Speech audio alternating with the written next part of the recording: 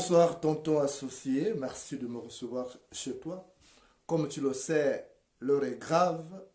Toi-même, tu sais que si tu vois le crapaud en sueur, si ce n'est pas le serpent vert qui le poursuit, c'est forcément le serpent noir qui le traque. Tonton associé, tu as suivi les derniers développements de l'actualité dans notre pays. Et moi, je viens te voir parce que tu es le seul oncle qui me reste. Le seul oncle qui a les cheveux blancs partout, en haut, en bas, dans les narines, sur les sourcils, au niveau des bras. Donc, franchement, je suis obligé de venir te voir parce que l'heure est grave. Tu as vu que votre fameuse brûle, Sylvia Bongo, celle qui a les yeux écarquillés comme quelqu'un qui a vu un fantôme en dende là. Tu as vu qu'elle a impulsé une nouvelle modification constitutionnelle. On veut modifier la constitution pour essayer de mettre le gamin là, Noureddine Bongo, on va en faire président de la République. Alors qu'il n'a ni l'étoffe d'un chef, ni les qualités requises. Et tu le sais, que même si le pénis de la gazelle grossit, on ne peut pas le donner à l'éléphant. Même si le pénis de la gazelle grossit, on ne peut pas le donner à l'éléphant. Il y a des Gabonais qui sont là, qui sont rompus aux techniques de combat et aguerris à la politique. Ceux-là peuvent diriger le pays, pas un gosse de surcroît qu'on est allé ramasser dans un orphelinat au Maroc. Il faut respecter le pays. Il faut respecter les symboles de la nation. Or là, on veut triturer la Constitution pour une deuxième fois. Et chose curieuse, vous restez motus et bouche cousue. Même toi qui se dis leader des partis politiques, on n'a pas entendu quelque chose sortir de ta bouche. Tout ça au nom de la solidarité familiale. Mais sache que quand ça va barder, tu n'auras nulle part où aller te cacher. Que ce soit toi, que ce soit ta soeur, Karaba, la sorcière de Kabaga, vous n'irez nulle part vous cacher. C'est pourquoi il est important que vous réagissiez. Il n'est pas encore tard. Parce que ce projet de modification constitutionnelle n'est pas encore arrivé sur la table des députés. Donc on peut encore reculer. Parce que faire demi-tour ne donne pas de mots de rien au margouillat. Faire demi-tour ne donne pas de mots de rien au margouillat. Donc il n'est pas trop tard. Ce qui se prépare est grave pour le Gabon. Je sais que le pays est composé de métèques. Et surtout dans ta famille, tu es la famille qui compte plus d'étrangers par kilomètre carré. Dieu seul sait s'il y a un vrai Gabonais dans ta famille. Mais ce n'est pas une raison de brader le Gabon. On a accepté Ali Bongo. On l'a subi. Tout le monde savait que c'est un Nigérian que ta sorcière de sœur a adopté à l'occasion de la guerre du Biafra. On savait que c'est un petit Nigérian. On l'a considéré comme un des nôtres. Mais aller jusqu'à vouloir placer son fils après 52 ans de règne de Bongo, c'est trop fort de café. Ça ne passera pas. Ces caca puants là, il faut le ramasser. Ce n'est pas bien. Tu vois, vous faites preuve d'égocentrisme. Je dis vous parce que c'est ta famille. J'ai vu que vous avez fait un simulacre de réconciliation, tonton associé, à l'occasion de la mort de ta cadette. On a vu que Ali Bongo est venu, du moins ce qui reste, la carcasse qui reste d'Ali Bongo est venue à ses décès. Et vous avez profité, comme Gabon Télévision, c'est votre télévision, vous avez profité pour vouloir renvoyer à la face du monde une image de famille unie, alors qu'on sait en réalité qu'il n'y a ni unité, ni cohésion au sein de cette famille. Même si on ne va pas là où les bœufs s'abreuvent, on sait qu'il n'y a pas de gobelins. Même si on ne va pas là où les bœufs s'abreuvent, on sait qu'il n'y a pas de gobelins.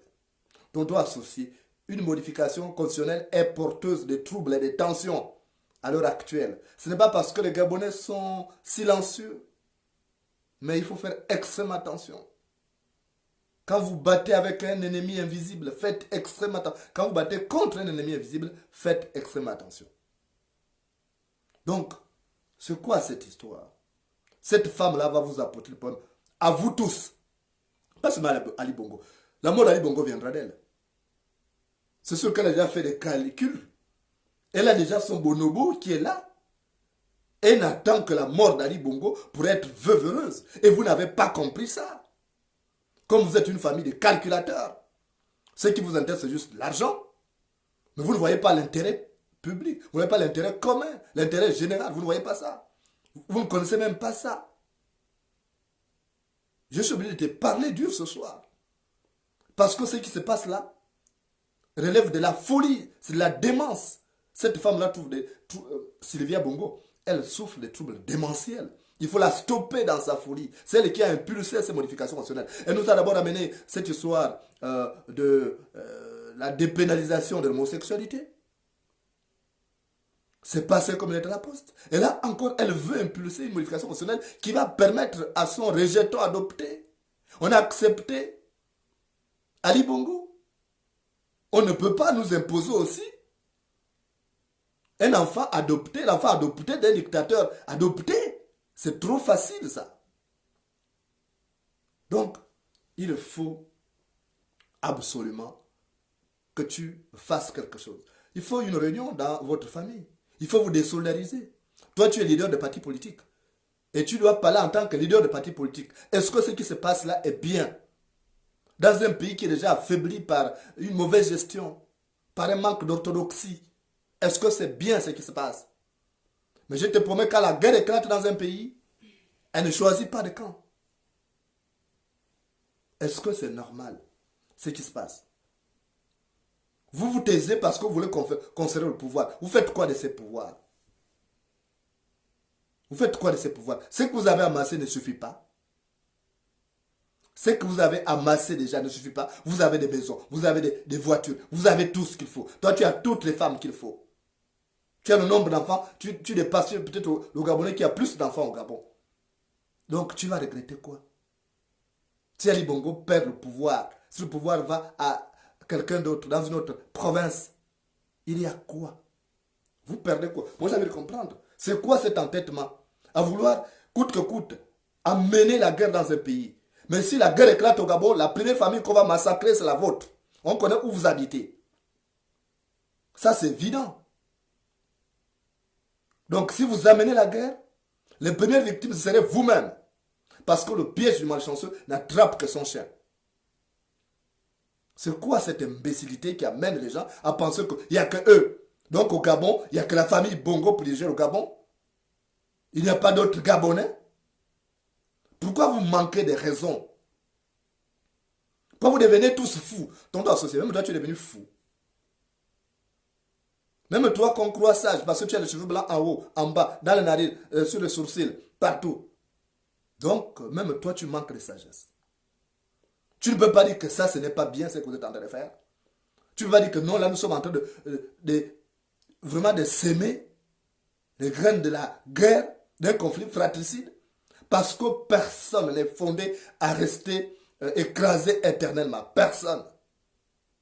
La vipère t'est morte quand tu la marches dessus. La vipère t'est morte si tu la piétines. Donc les Gabonais sont fondés de réagir. Ce n'est pas parce que les Gabonais n'ont pas d'armes qu'ils vont accepter de se faire écraser à tout moment. J'ai l'habitude de vous le dire que l'anus n'est pas le couteau, mais il coupe le caca. L'anus n'est pas le couteau, mais il coupe le caca. Donc, il faut agir. On attend ta réaction en tant que leader de parti politique. Tu es un parti politique au salaire. D'abord ça. Et puis, après, tu vas agir en tant qu'oncle d'Ali Bongo. Il paraît que tu es son oncle. Donc, on attend ta réaction. Vous n'allez pas rester, tu ne vas pas rester bouche fermée comme une carpe. Non. C'est le moment de parler. Il ne faut pas te taire. Parce que ce qui se fait là, ce n'est pas dans l'intérêt de la nation. Ce n'est pas dans l'intérêt supérieur de la nation. La mort d'Ali Bongo viendra de cette sorcière de Sylvia Bongo. Parce qu'elle tient coûte que coûte à mettre son fils au pouvoir. Toutes ces dispositions-là ne visent qu'à permettre à Noureddine Bongo d'accéder au pouvoir parce qu'il n'a pas la possibilité de gagner au cours d'une élection transparente. Donc on est en train de biaiser. Mais vous vous taisez en disant, oh ça restera dans la famille. Ah bon? Je te promets ton associé. Si cela arrive, donc on va basculer dans une violence que vous allez regretter. Et je vous dis souvent que si un aveugle te menace de lapidation, c'est qu'il a déjà un caillou, il a déjà un pied sur un caillou. Si un aveugle te menace de lapidation, c'est qu'il a déjà un pied sur un caillou. Donc faites attention, vous êtes mauvais. Vous êtes méchante, vous êtes la plus méchante des familles. La famille Dabani et la famille Bongo, vous êtes les deux plus grandes méchantes familles du Gabon. Parce que vous maintenez les Gabonais dans la galère maximale. Depuis 52 ans, vous régnez, vous n'avez rien fait. Vous avez volé, vous avez pillé, vous avez tué. Et vous êtes incapable à un moment donné de vous remettre en cause. Pour dire que nous avons mal agi et que là, il faut qu'on trouve un moyen pour sortir par la grande porte. Vous faites comme des poules. La poule voit la porte, mais elle peut faire sortir par la fenêtre. Pourquoi vous êtes comme ça? Vous n'aimez pas la paix? Vous n'aimez pas la paix? Vous n'aimez pas la paix. Vous aimez vraiment la guerre. Vous aimez la violence. Est-ce que comme ça c'est bien? Dans un pays qui a beaucoup de cartes formées, vous pensez que vous êtes le seul à tenir les manettes de l'État. Vous avez quoi d'exceptionnel? Cette femme-là, Sylvia Bongo, vous n'êtes pas centrale. Vous les Batéké qui est au pouvoir là, pas tous, mais vous, les Batéké du pouvoir. Vous les extrémistes téké. Donc vous n'avez pas de couilles, tonton associé. Une petite fille de rien du tout, qui est sortie de nulle part, qui aurait pu être une escort girl en France, chez elle, elle vient vous dépasser comme ça, vous êtes incapable d'agir. Donc votre bouche que vous faites là, c'est seulement avec les Gabonais. Vous êtes incapable d'agir. Toi, tu n'as pas de couilles, tonton associé. Tu dis souvent général, général, général. Mais tu es incapable d'agir. Vous taisez, vous êtes complice. Et ce qui arrivera, vous en assumerez l'entière responsabilité. Parce que ce n'est pas normal. Vous voyez ce qui est en train de venir et vous vous taisez. Parce que vous êtes méchant. Vous pensez que vous êtes le seul à pouvoir avoir le droit de bénéficier du bonheur. Non. Le poil blanc convient au mouton et à la chèvre. Le poil blanc convient au mouton et à la chèvre. Donc, il faut régler ça. Il faut régler ça. Ce qui est en train de se passer, ce n'est pas bon. C'est de la provocation. Ce peuple-là est déjà traumatisé par les difficiles conditions de vie, par la paupérisation galopante. Et vous voulez ajouter un autre fardeau? Ça ne passera pas. C'est caca puant, il faut le ramasser. Moi, franchement, je dis vous êtes des malades, vous tous. Les Dabani, les Bongo, vous êtes une bande de psychopathes, vous n'avez rien. Vous n'avez rien retenu. Vous n'avez pas compris qu'on ne construit pas la société avec cet égoïsme. On a attiré maintes fois votre attention sur ces actes à même d'amener des problèmes dans ce pays. Vous n'écoutez pas. Donc la colère des Gabonais en 90, vous n'avez pas compris. La colère que les Gabonais ont exprimée. Ali Bongo veut ramener, du moins ce qu'on a fait écrire, parce qu'on sait Ali Bongo lui-même n'a pas toutes ses facultés. J'en sais quelque chose. Il n'a pas toutes ses facultés. Ali Bongo est allé voir Patience Dabani quand elle était malade. Renseigne-toi. Est-ce qu'il a dit un mot à Patience? Il n'a rien dit à Patience. Il avait du mal. Dieu seul sait s'il a reconnu sa mère. On l'a amené comme un animal de compagnie pour faire semblant qu'il est allé voir sa mère. Mais il n'a rien dit. Pour un fils qui va voir sa mère, il n'arrive pas à parler, à porter un soulagement à sa mère, un mot de réconfort. On l'utilise là comme un faire-valoir. Non. Il faut arrêter ça. Et toi, tu t'étais proclamé patriarche de la famille Dabani, donc oncle de d'Ali Bongo, il faut maintenant assumer ta responsabilité en tant qu'oncle. Ton rôle ne doit pas seulement se limiter à monter sur les petites filles. Non, non, non, non. Il faut maintenant jouer ton rôle de patriarche. Voilà, on t'attend à ce niveau-là. C'est à ce niveau qu'on t'attend. Parce que c'est choquant de voir un peu votre nombrilisme, votre égoïsme démesuré. C'est inconcevable. Que vous pensiez qu'aujourd'hui, le Gabon, c'est votre gâteau familial. C'est de la stupidité. Le Gabon n'est pas votre gâteau familial. On vous a accepté, on sait que vous êtes les Congolais. On sait que toi tu es Congolais, ta soeur c'est une Congolaise. On sait ça. On a accepté ça. Mais il faut arrêter, c'est quoi? Il faut arrêter à un moment donné. On sait que vous avez le pied au Congo. On sait que c'est pourquoi tu allais épouser une femme au Congo. On sait. Et que tu as des maisons au Congo. Tu peux aller te retirer là-bas. Mais est-ce que tous les Gabonais vont aller se réfugier au Congo? Est-ce que tous les Gabonais pourront avoir à aller se réfugier au Congo? Il faut arrêter ça, tonton associé. Autant on t'aime, autant aussi on est tenu à te parler sans fioriture. Parce que vous aimez quand vous parlez dans le manquement. Vous n'aimez pas le respect. Vous n'aimez pas le respect. Donc, il faut prendre tes responsabilités. Les Batékés qui sont au pouvoir, les extrémistes tels que vous êtes, vous devez faire quelque chose. Si vous voulez être en paix demain, il faut faire quelque chose. Parce que si ce petit-là passe, on va le buter. Et après qu'on l'aura buté, on réglera les comptes à tout le monde. Donc ce n'est pas bon. Dans un pays, tout le monde se connaît. Donc il faut arrêter ça. Moi, je préfère vous dire la vérité. Moi, je discute avec tout le monde. Je préfère venir te dire la vérité. Tu es un oncle que j'aime bien, le seul qui me reste, qui a les cheveux blancs en haut, en bas, dans les narines, et certainement même sur les testicules. Donc il faut absolument te respecter ton associé. Il faut te respecter. Il faut te respecter. Ce qui est en train de se passer, tu ne dis rien, c'est que tu es complice. On attend que tu réagisses. On attend que tu réagisses. Ce n'est pas normal. Une femme venue de nulle part, son père a déjà pillé le Gabon, elle a pillé le Gabon. Pourquoi elle ne se contente pas de cet argent? Pourquoi elle veut imposer son fils adopté? Pour quelle raison? Parce que le Gabon n'a pas de cadre. Pour mettre un gosse comme ça, qui ne connaît rien, qui a encore le caca au niveau de son slip. Il a encore le caca au caleçon. Et c'est un enfant comme ça qu'on va imposer, qui ne connaît rien de la politique, qui ne connaît rien du sociogramme gabonais. Il faut arrêter. Il faut arrêter ton Sophie. Cet enfant-là, cette femme-là, va vous apporter des problèmes.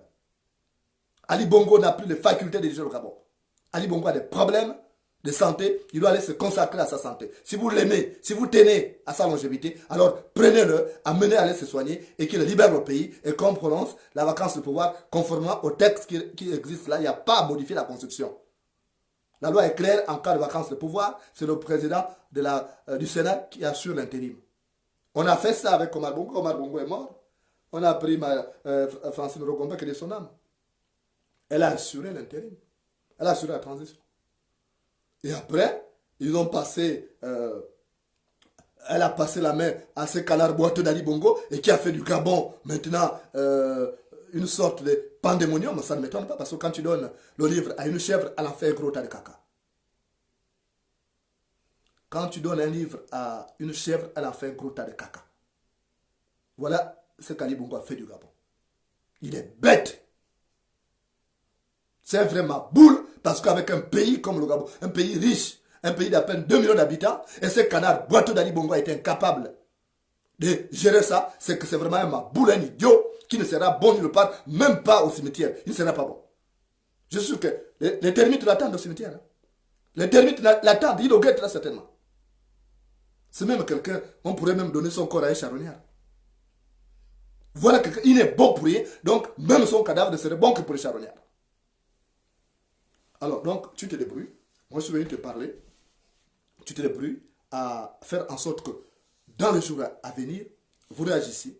Et vous allez voir Sylvia Bongo. Il paraît que vous êtes réconciliés. Si vous êtes réconciliés, alors essayez justement de vous retrouver pour dire que ce n'est pas bon parce que ce que Sylvia Bongo a en train de faire, c'est de nature à plonger le Gabon dans la guerre civile. Partout où il y a eu des conflits, c'était comme ça. Partout où il y a eu des conflits, c'était comme ça. C'est parti de la modification de la Constitution parce qu'il y a des despotes qui ne sont pas des patriotes, qui ont voulu triturer la Constitution, et ça a fini par amener des problèmes. Il faut éviter de jouer avec ça. Il y a des choses avec lesquelles on ne joue pas. Un enfant peut jouer avec le sein de sa mère, mais pas avec les testicules de son père. Un enfant peut jouer avec le sein de sa mère, mais pas avec les testicules de son père. Donc, il faut te débrouiller, ton associé. Moi, je tu vois, parce que tu es le seul oncle qui me laisse, qui a les cheveux blancs en haut, en bas, dans les narines, partout, et même sur les testicules. Donc, il faut absolument que tu prennes tes responsabilités. Il faut que tu prennes tes responsabilités. Tu es leader des partis politiques, donc tu pèses plus.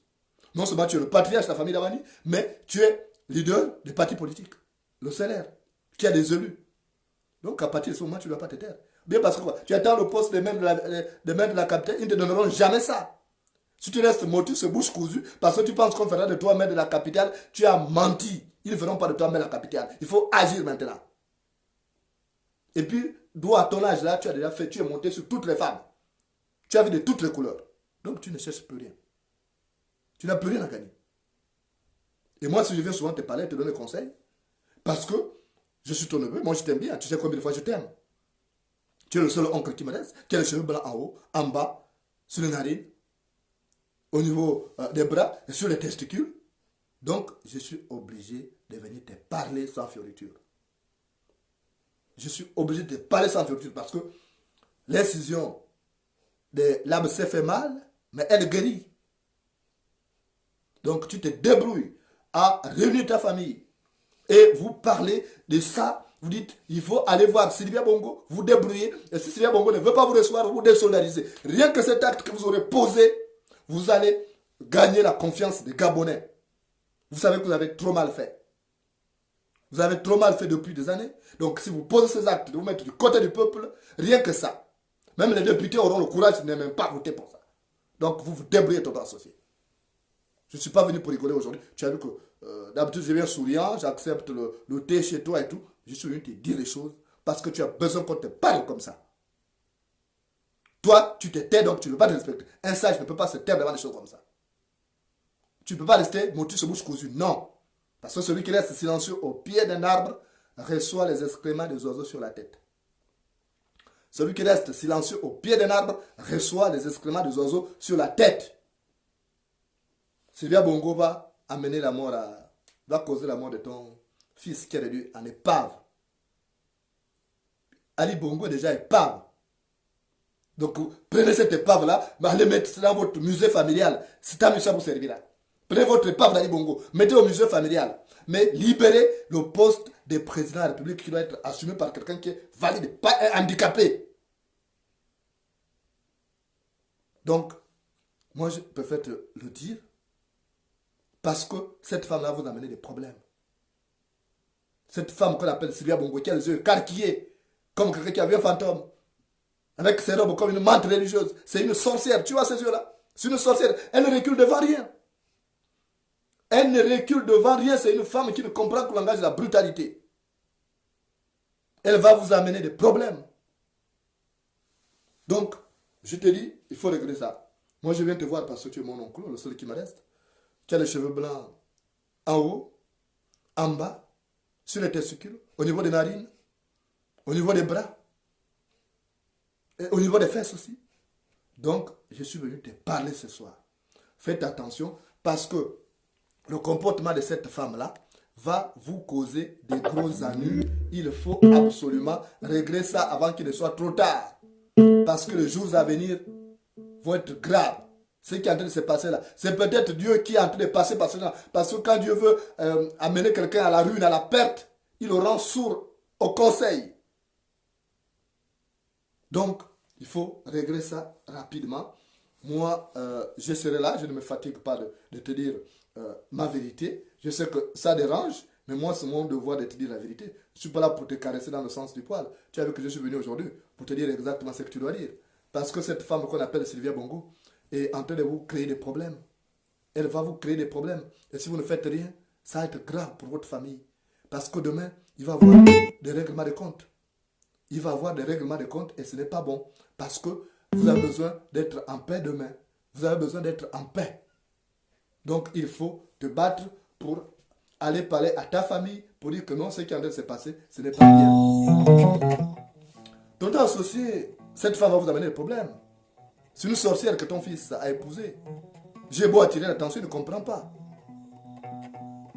Je vais terminer par te raconter cette histoire que m'avait raconté mon grand-père sur le clair de lune.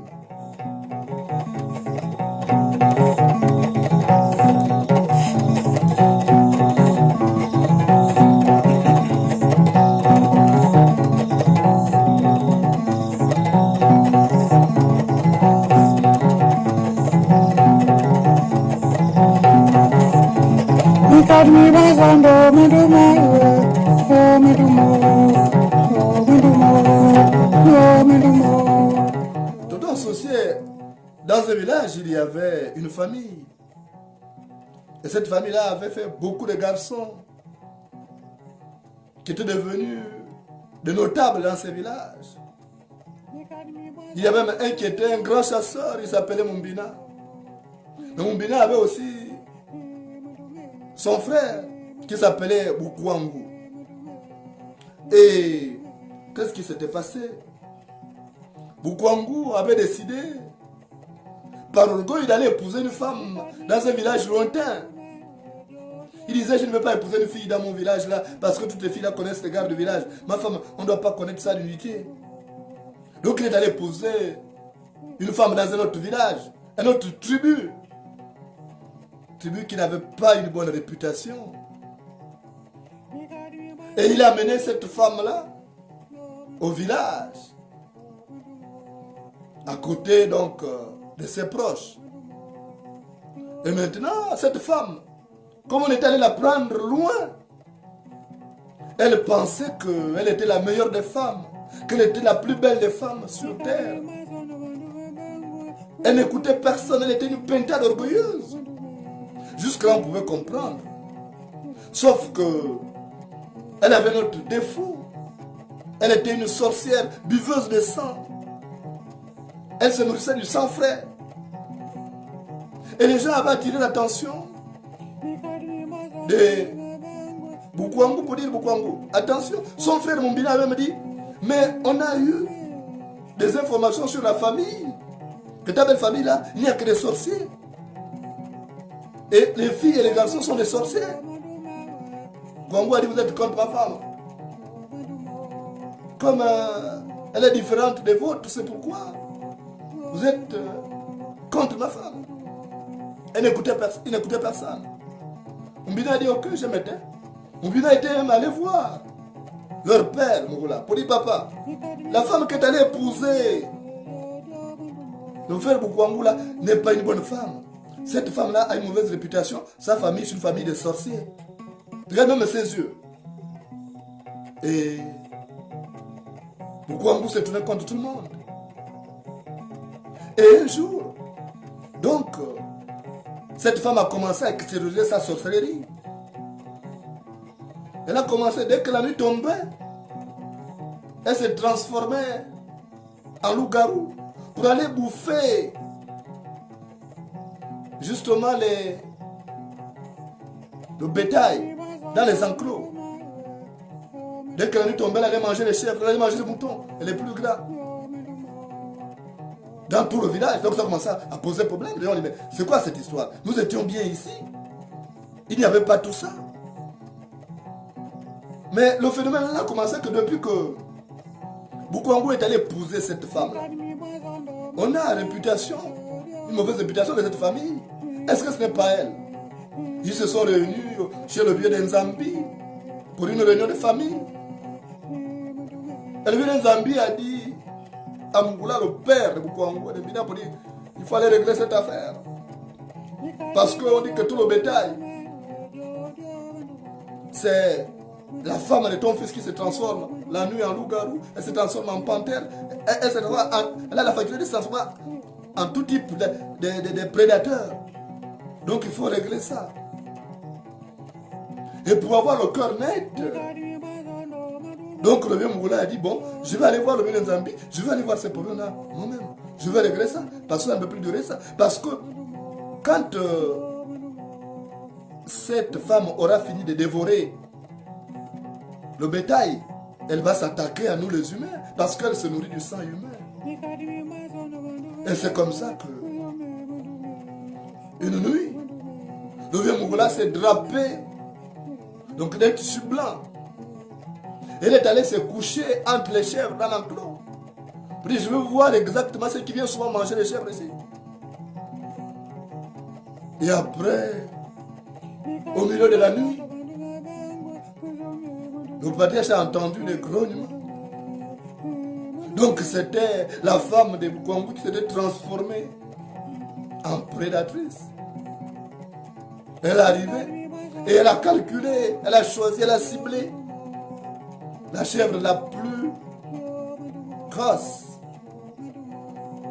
Et c'est justement à côté de cette chèvre que se trouvait le vieux, donc son beau-père. Elle ne savait pas. Et comme il était drapé d'un tissu noir, elle a pensé aussi que c'était une chèvre qui était là. Donc elle a attrapé la grande chèvre. Et c'est comme ça. Elle a touché donc le vieux Mouroula qui était là, son beau-père. Parce qu'elle pensait aussi que c'était une chèvre. Vu qu'elle était longue, elle a dit, celle-là, je vais bien manger ça. Oh, c'était le vieux Mouroula. Mouroula a dit, laisse-moi. Mais c'est comment? Ma belle-fille, c'est moi. Il dit, oh, papa, donc c'est toi.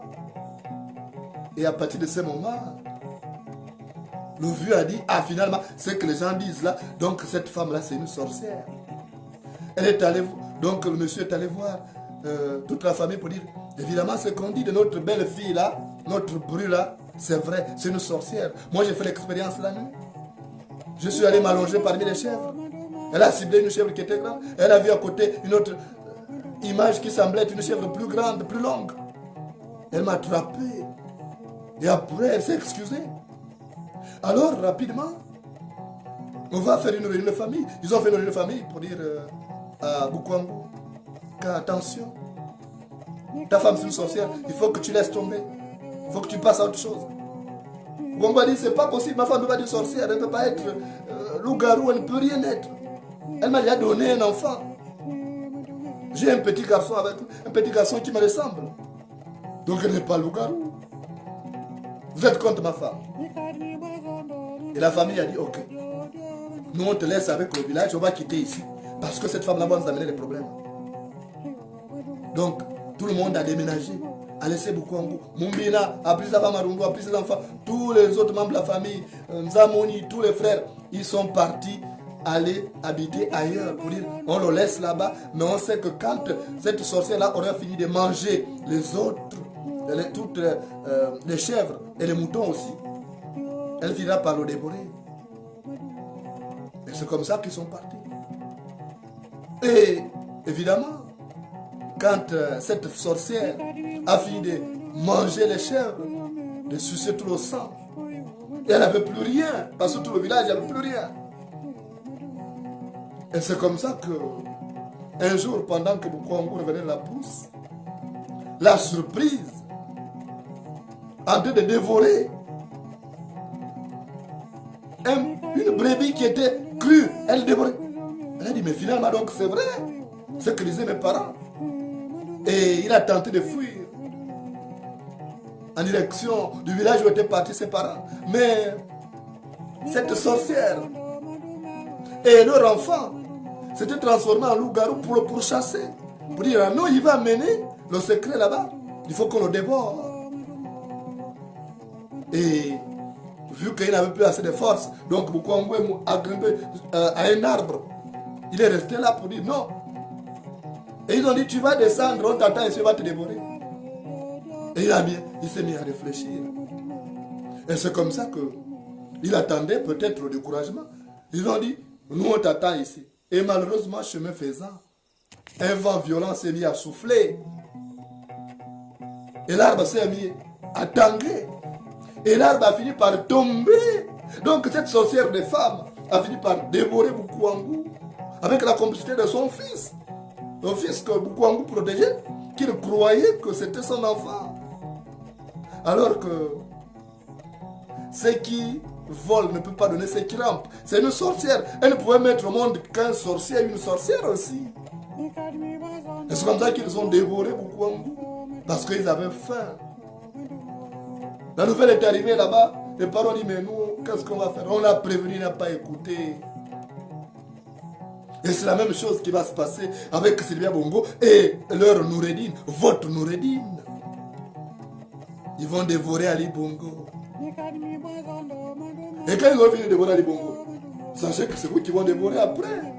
Parce que celui qui mange ton frère au petit déjeuner te mange au dîner. Cette femme, c'est une sorcière. Une femme qui ne recule devant rien, devant personne. C'est une sorcière. Et quand vous regardez ses yeux, écarquillés comme quelqu'un qui a vu un fantôme en Inde, c'est une sorcière. Et donc, il faut s'en débarrasser avant qu'il ne soit trop tard. Parce qu'on ne sait pas ce qu'elle peut faire comme dégâts. Elle peut faire des dégâts qui, au-delà des mots pour les exprimer, restent inimaginables. Si Koukou avait écouté les conseils de ses proches, il ne serait pas mort. Il ne serait pas mort, il serait resté en vie. Mais il n'a écouté personne, il a été dévoré. Attendez-vous aussi que votre Ali Bongo, du moins la carcasse d'Ali Bongo qui reste, soit dévorée entièrement par Ali Bongo et Noureddine Bongo? Non. Prenez votre carcasse et amenez ça au musée familial pour décorer le musée familial. En disant, cette carcasse était président de la République. Et les gens qui viendront visiter ce musée familial pourront dire, ah, ça c'est la carcasse d'Ali Bongo. Sauf si vous voulez la perdre totalement, dévorer jusqu'au dernier os. Jusqu'au dernier os par Sylvia Bongo et Noureddine Bongo. Comme Boukongo avait été dévoré par sa sorcière des femmes et leur fils. Donc, prends tes dispositions avant qu'il ne soit trop tard. Parce que tard, il sera trop tard. Merci, tonton associé. Je suis venu te donner des conseils. Parce que tu es le seul oncle qui me reste sur terre, qui a les cheveux blancs en haut, en bas, dans les narines et même sur les testicules. Merci de m'avoir laissé chez toi, tonton associé. À très bientôt.